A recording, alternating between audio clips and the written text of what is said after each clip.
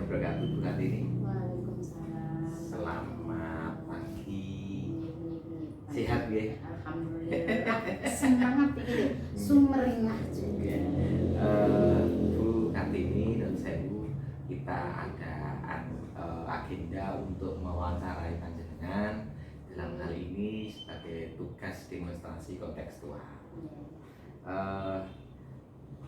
Ini saya sampaikan pertama kali dalam hal ini karena Bu Kartini menjabat sebagai kepala SMP 1 Jatirogo.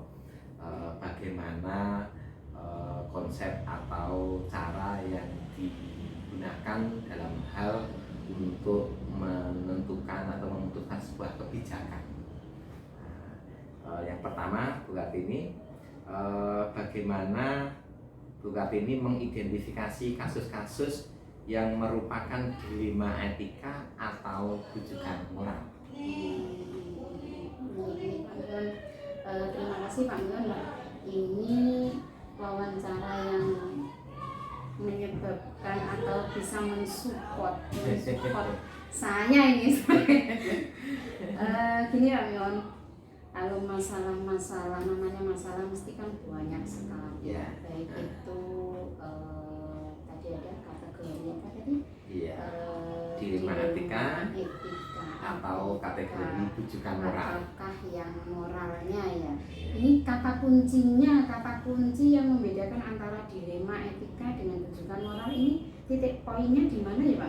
Kalau dilema etika itu lebih kecenderungan bahwa sebuah problem itu benar dengan benar lawan benar. Kalau rujukan moral itu lebih cenderung ke benar dengan salah. Jadi sudah ada pilihan itu benar dan salah. Tetapi kalau rujukan dilema etika ini agak repotnya benar dengan benar. Ini bagaimana Bu Kartini mengidentifikasi benar dengan benar itu atau dilema etika itu, apakah ini termasuk dilema etika atau termasuk rujukan moral? Oke, ini gini berarti nggak, kalau bisa saya simpulkan awal itu yang membedakan titik poinnya adalah ranah-ranah benar tidak itu ranah hukum ya Pak ya, dari sudut pandang hukum legal. Kalau sudut pandang hukum, sudut pandang legal itu kaitannya mesti dasar-dasar hukum yang terkait, baik itu maupun hukum-hukum yang ternama di pihak kepolisian ataupun di dasar hukum permen. Nah ini kan dia dasar, termasuk kinerja guru ini kan dasarnya adalah permen ya, dari permen. Nah, oleh karena itu Pak, gini, banyaknya kasus-kasus di mana tempat mesti akan banyak kasus yang ada. Langkah yang saya ambil untuk mengidentifikasi apakah itu termasuk di ranah dilema etika ataukah di ranah rujukan moral, karena kita sudah tahu bahwa titik poin yang membedakan adalah di legalnya hukum tersebut. Sehingga bila mana kasus tersebut itu menentang atau bertentangan dengan hukum, dasar hukum yang ada, baik dasar hukum perdata pidana maupun dasar hukum dari permen-permen yang melandasinya, maka itu berarti sudah termasuk di rujukan moral karena tahu benar atau salah. Satu contoh ya, untuk legalnya kinerja kita, kinerja Bapak Ibu guru ini, itu titik poinnya adalah dasar permen yang mengatur jumlah jam efektif, jumlah jam kerja kita sehari 32,5 jam. Nah, bila mana kurang dari itu, nah berarti ini kan sudah masuk ke rujukan moral. Nah nanti arahnya kemana? Oh berarti nanti kalau sudah rujukan moral benar dan tidak ya, kita arahkan, kita bimbinglah berarti pembinaan mengarah kembali ke jalan yang benar kan, ke dalilnya tadi ya. Nah kalau dilema etika ini Pak Bukan yang memang sangat-sangat perlu perhatian dan pemikiran yang super intensif untuk memikirkannya, karena sudut pandang kebenaran itu tidak hanya dari satu sisi. subjektif maksudnya. Subjektif sekali, sehingga ini makanya langkah-langkah yang saya ambil tadi kata kuncinya adalah mana yang bertentangan dengan hukum atau landasan dasarnya, maka itu masuk kebujukan moral. Bila mana selain itu berarti masalahnya ke masuk dilema Etika. Terima kasih Bu. Lanjut Bu ya. Bagaimana Bu Kartini menjalankan pengambilan keputusan di sekolah? Bagaimana cara pengambilan keputusan di sekolah? Terutama untuk kasus-kasus di mana dua kepentingan sama-sama benar atau sama-sama mengambil kebajikan. Jadi ketika di sekolah itu ada buah si malakama, maksudnya sama-sama benar. Jadi bagaimana Bu Kartini menjalankan sebuah keputusan ketika kedua-duanya itu sama-sama benar dan mengambil kebajikan. Ya tadi seperti yang saya sampaikan tadi bahwa bila mana kasus ini masuk ke ranah dilema etika, ini yang perlu penanganan dan perlu pemikiran lebih lanjut. Langkah yang pertama, saya tuh senang Pak, seperti kemarin yang kita ngobrol itu gayanya seperti melempar bola ya Bu. Ini karena kembali saya ke masyarakatan semua warga SMP. Jadi keputusan nanti yang saya ambil, yang saya itu harus untuk kenyamanan semuanya. Berarti kalau boleh saya simpulkan lebih cenderung ke hasil akhir kenyamanan. Iya, boleh hasil akhir kenyamanan Pak Nggih. Tapi kenyamanan untuk menuju ke hasil kenyamanan kita tidak bisa mengesampingkan prosesnya. Nah, proses ini yang saya lalui satu persatu, step by step. Misalnya makanya ini entah termasuk kekuatan, entah termasuk kelemahan saya dalam mengambil sebuah kebijakan, keputusan.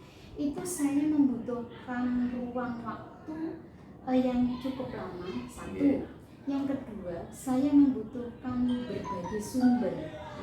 Yang ketiga, saya pun itu tidak bisa mengesampingkan rasa peduli saya.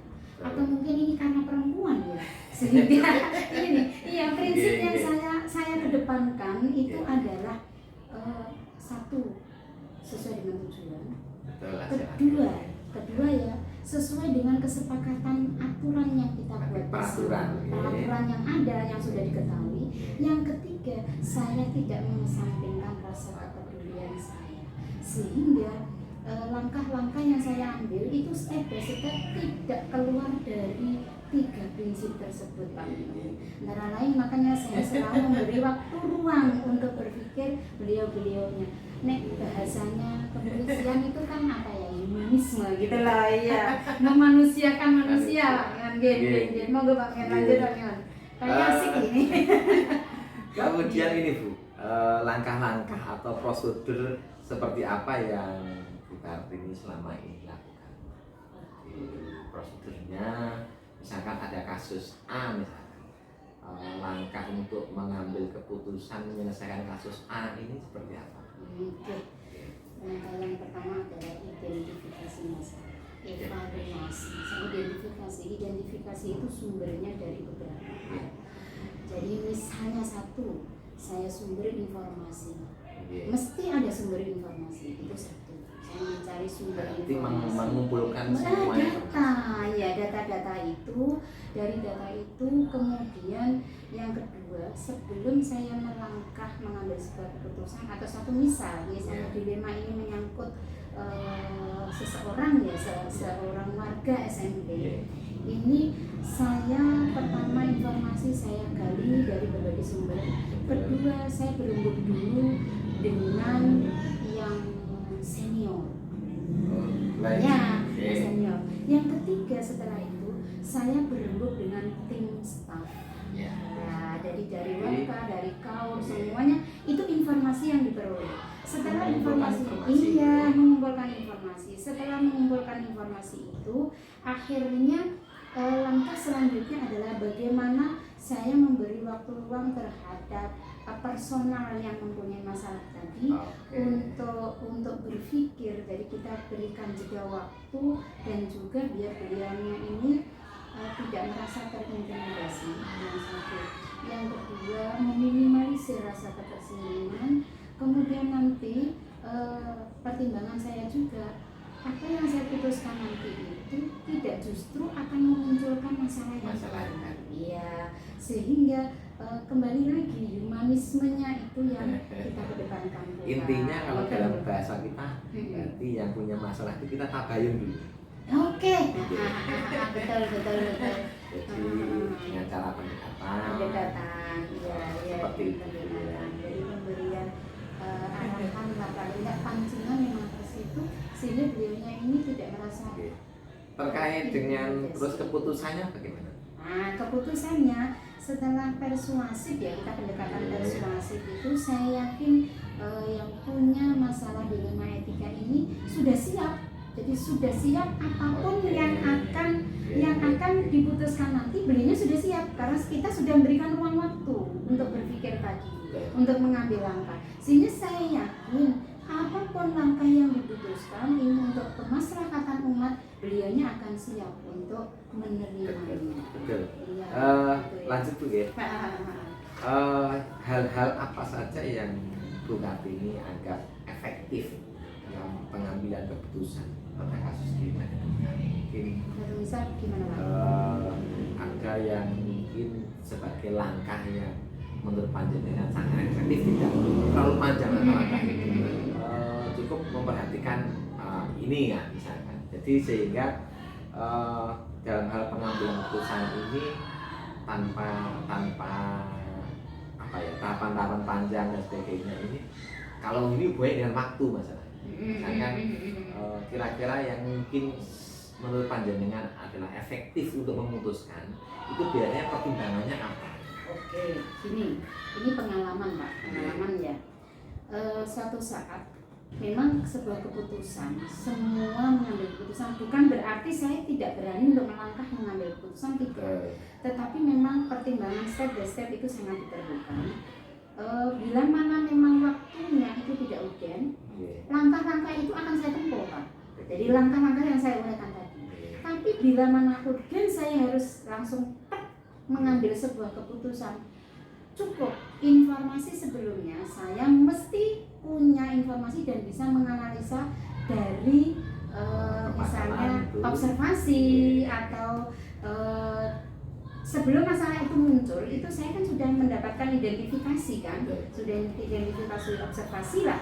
Nah dari situ saya bisa langsung mengambil langkah gitu langsung memutuskan jadi dia memang konsekuensinya kontra itu pasti ada, tapi saya yakin dan percaya optimis bahwa apapun keputusan yang diambil pasti memunculkan kontra, tapi yang saya usahakan adalah meminimalisir kontra tersebut. Kira-kira dalam memutuskan itu ada tantangannya enggak? Ya, tentunya banyak sekali tantangan. Makanya kadang membutuhkan waktu yang lama kan. Karena yang kita hadapi ini adalah makhluk hidup Pak. Bukan berada tidak seperti makhluk benda mati lah, mau kita apakan tidak ada protes, tidak ada konsekuensinya lah. Intinya tantangannya iya, para manusia itu adalah karakternya orang-orang yang berbeda inilah yang kita harus bisa mengkomunikasikan dengan baik. Perbedaan karakter ini loh Pak, ini dasar tantangan pula ya, kita karakternya lah, menyesuaikan karakter, menyesuaikan waktu, situasi dan kondisi yang tepat. Nah kalau pas karakternya, situasinya enggak memungkinkan kita masuk ya bentrok, enggak mungkin. Terus dalam hal penyelesaian tadi permasalahan lagi, apakah Bu Kartini punya jadwal tertentu atau punya waktu tertentu dalam hal memikirkan kasus tadi? Apakah langsung tiba-tiba diputuskan atau memang dijadwalkan untuk diselesaikan, atau mungkin bentuk prosedur yang seperti apa? Mungkin Bu Kartini kalau misalnya tiba-tiba saya putuskan atau saya menunggu jadwal atau memikirkan sebelumnya, gimana? Gini nih pertimbangan saya gini. Apapun keputusan itu harus melalui langkah tadi karena step by step tadi ya. Kita harus menyesuaikan situasi dan kondisi juga, tujuan kita, karena langkah keputusan itu kan kita harus maksimal untuk memperoleh tujuan yang baik. yang bagus agar harapan kita bisa terpenuhi, terwujudkan.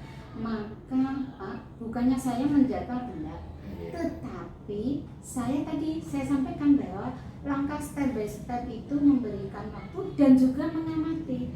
Kalau langkah pertama sebelum putusan final, langkah pertama ini saya lakukan dulu. Bukannya melalui siapa? Melalui orang-orang yang sekiranya terkait, bisa menyampaikan. Misalnya penjenengan, nanti penjenengan bisa persuasif ke personal masing-masing, sehingga itu siap gitu loh. Terus kapan waktunya? Bisa dilihat, kalau memang urgent langsung bisa kita eksekusi. Atau misalnya kita butuh, misalnya kasus dilematis antara siswa, sama-sama merasa benar melibatkan orang itu kan tinggal melihat situasi dan kondisi, kita baca situasi lah. Katanya seingat kemarin kita buka mata, kita buka gigi, ya kan.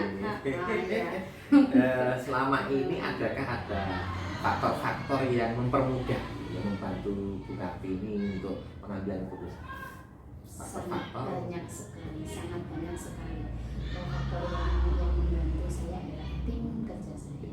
Itu sangat sekali membantu karena beliau-beliaunya itulah garda terdepan dari teman-teman, sehingga ada keluh kesah apa, ada permasalahan apa, kan tidak mungkin kepala sekolah tahu semuanya. Nah ini, dan melalui tim staf inilah saya mengkomunikasikannya, sehingga bantuan masukan, bantuan kreasi pikiran dari tim staf inilah yang memudahkan saya untuk mengambil sebuah keputusan.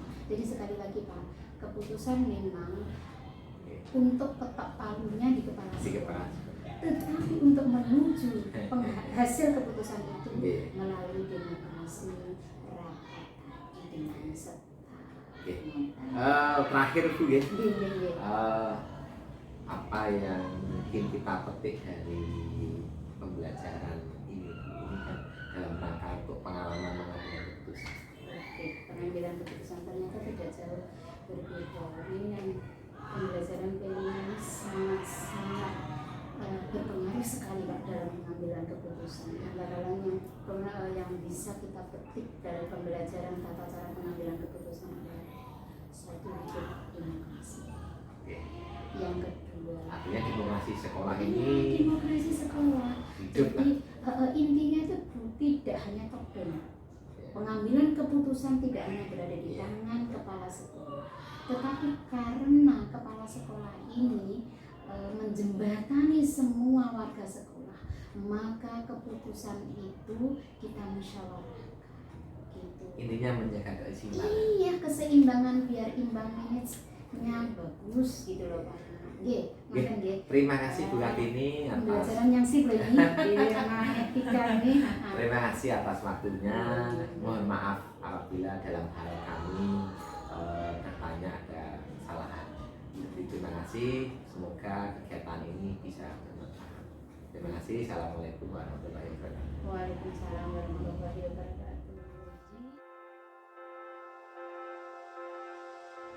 Tadi sudah disampaikan bahwa ada banyak sekali dilema yang ada di sekolah ini Pak Menang ya. Jadi ada kasus siswa tadi tentang sholat, terus ada PU yang masih bekerja, juga ada tugas yang lain, dan ada beberapa ibu guru yang terkait dengan PMM karena kecenderungan ditolak, terus ini juga dilema juga males. Kemudian yang keempat tadi adalah terkait dengan masalah kantin. Contoh. Kemudian begini Pak Menang, dalam hal menjalankan atau pengambilan keputusan tadi kan berpikirnya adalah sama-sama benar. Itu bagaimana Pak Manan cara menjalankan keputusan itu? Karena sama-sama benar gitu maksudnya.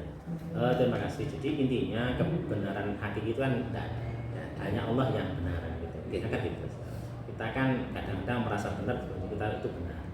Tapi paling tidak ketika ada dua kebenaran yang sama, maka harus kita kita kompromikan, kita istilahnya itu komunikasikan, sehingga kebenaran itu menjadi milik bersama.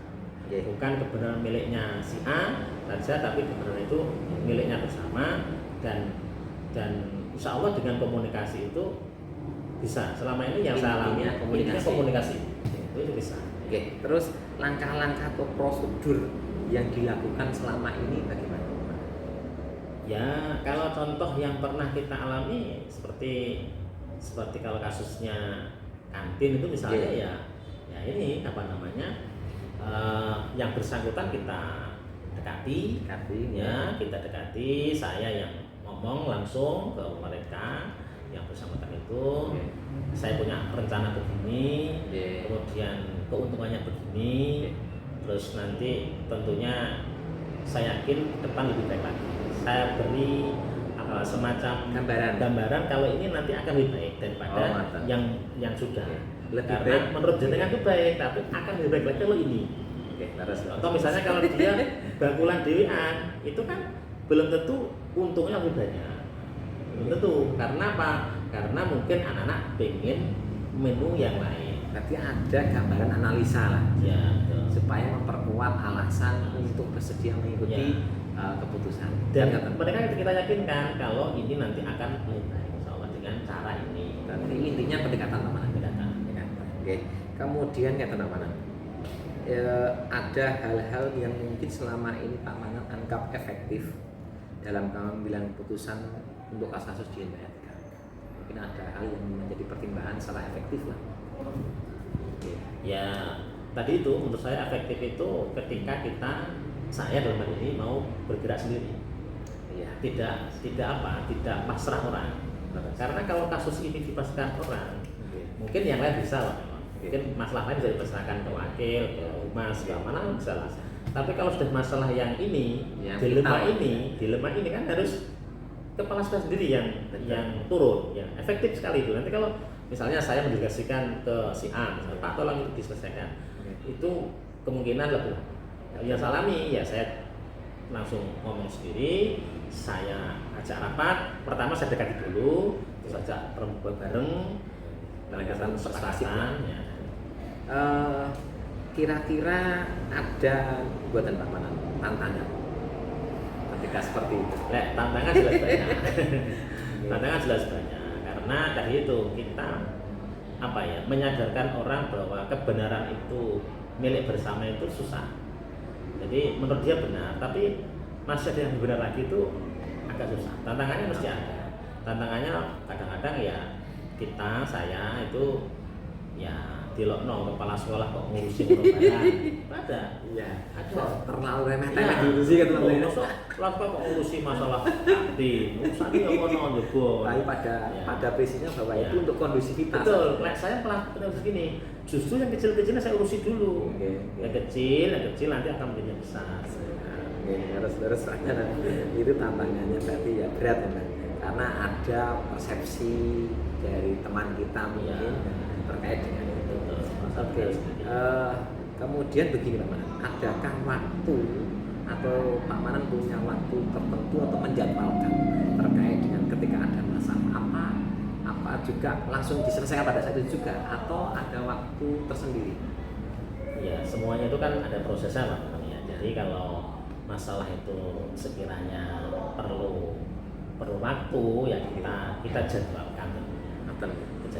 Tidak harus langsung kita ada masalah kita ya langsung selesaikan ya tidak lah. Ya kita jadwalkan, apalagi proses pendekatan kan tidak bisa cepat kalau kasusnya seperti kantin itu harus pendekatan. Ya kalau mungkin kasusnya seperti TO tadi mungkin agak cepat. Ya kan dia jelas Mas ini ayo bareng-bareng nanti kerjakan bareng-bareng kan itu mungkin ya tergantung kasusnya kayak apa lah.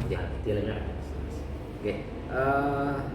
Ini berikutnya Pak Manan, kira-kira ada buatan faktor-faktor yang selama ini mempermudah atau membantu Pak Manan dalam pengambilan keputusan? Faktor dari eksternal itu jelas ada Pak. Membantu saya ya. Faktor internal juga ada.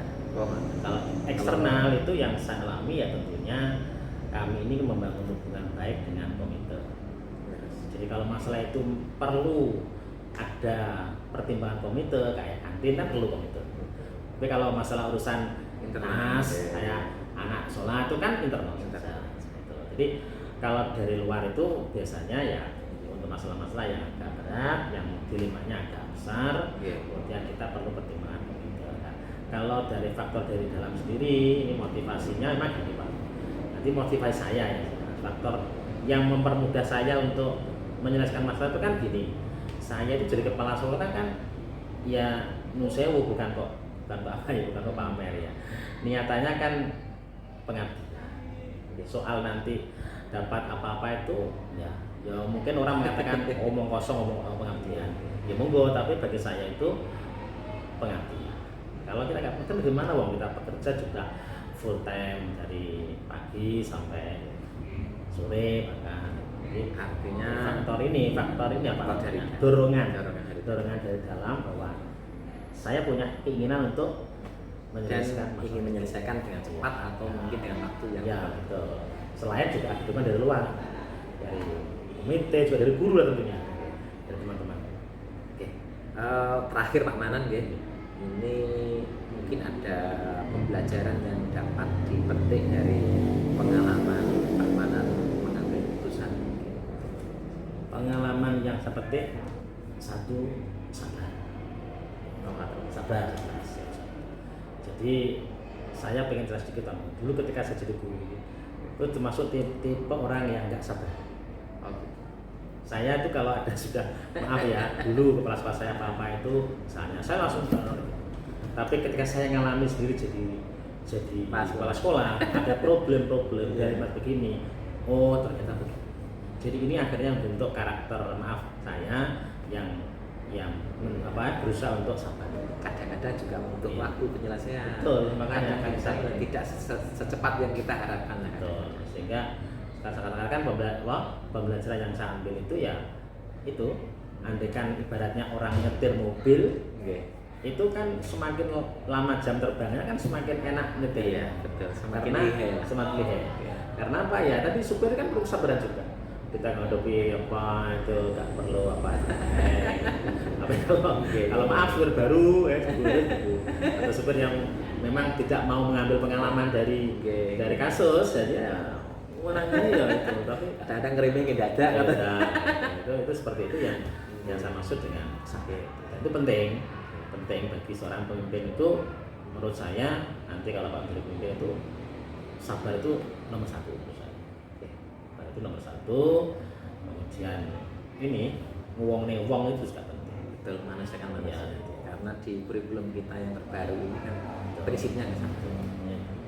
Jadi sabar dengan begini, kalau dengan orang memanusiakan baik itu guru maupun anak. Itu pelajaran yang saya ambil sehingga tadi itu saya katakan saya merasa beruntung dari kepala sekolah itu salah satu seninya itu. Karena manajemen orang iya. Bagian dari seni juga. Betul, bagian dari seni. Makanya seni kepala sekolah itu ada yang model ini wah didekati dengan cara pendekatan beda mendekati dengan gaya seperti itu beda atau dengan si B yang gayanya kalem enggak sama sing si B itu cukup pelan-pelan wae nek iku kudu nganggo cara sing diikuti dulu beda cara. Terima kasih Pak Manan. Mungkin pengambilan videonya sudah lengkap. Kula matikan riyen. Terima kasih. Assalamualaikum warahmatullahi wabarakatuh. Waalaikumsalam.